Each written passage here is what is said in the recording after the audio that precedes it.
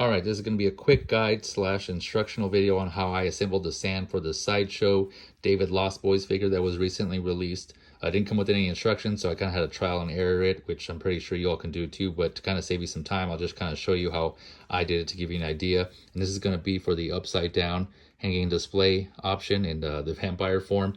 So what you want to do is remove the boots from the figure first. So I went ahead and already did that. So they just detach there from the bottom of the leg there, and they're attached with the ball joint, so you can just remove them there from the top of the boot.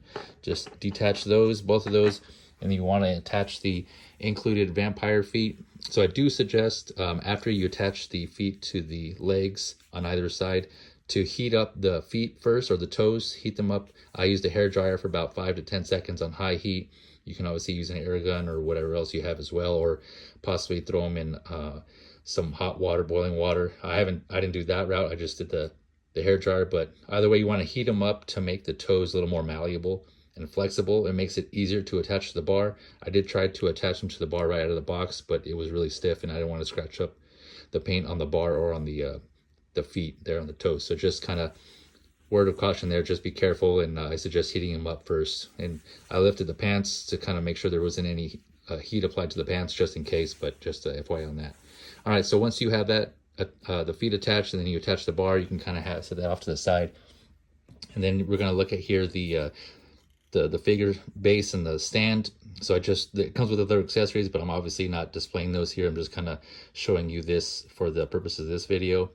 So what I did is, obviously you have the smaller crotch grabber tube here for the option of just having him stand upright or just stand straight up on the base if you choose to do that. This is the little tube, so this is going to fit in the hole here. This one isn't going to fit this bigger tube because it's a bigger diameter here hole, so it's not going to fit in here. So what you have to do is attach this first inside, and then you can remove the crotch grabber. So squeeze it and just pull it out, right? It's adjustable, it comes all the way out. Set that to the side, and then you're going to take the bigger tube and just kind of put it over here, the smaller tube, push that down, and then this longer waist grabber here should, when you push it down, it should also, the clamp here should also insert into the tube in the middle. So there's a slot in there that this should be inserted. So it's pretty firm. It feels like it's going to hold pretty well. So that's the higher, longer base here. And then you notice there's a slot here. I believe that is going to be if you wanted to reinsert the crotch grabber instead, and have him go for more of like either a hovering or a flying pose, him hovering or flying upright. You can do it that way if you wanted to remove the waist grabber and do that option. So I think that's what that's for, but again, I'm not sure. Correct me if I'm wrong. Let me know in the chat, or sorry, in the comments on what you think that would be for, but that's just kind of my guess. So anyways, this is now inserted, the waist clamp here, and you can adjust this up or down. I do suggest though, if you are going to go for the display, hanging upside down display option, to remove this all the way, just like I removed the crotch grabber. Go ahead and pull this clamp, the waist clamp, out all the way, so that way you can then attach the waist clamp around the waist of the figure first, and then once you have it positioned where you want, then you can insert this clamp back inside this tube here and just kind of push it down, and it'll be easier to do it that way versus trying to open this up and get it around the figure, because you won't be able to open it up as much if it's inside this tube here. So I suggest removing this, putting it around the actual waist of the figure, the body, the figure body, as opposed to around the clothing or anything like that. Just kind of put it around there, and then you can tuck the shirt over the wire to hang it, the waist grabber here, for a better display option. So yeah, that's just what I suggest.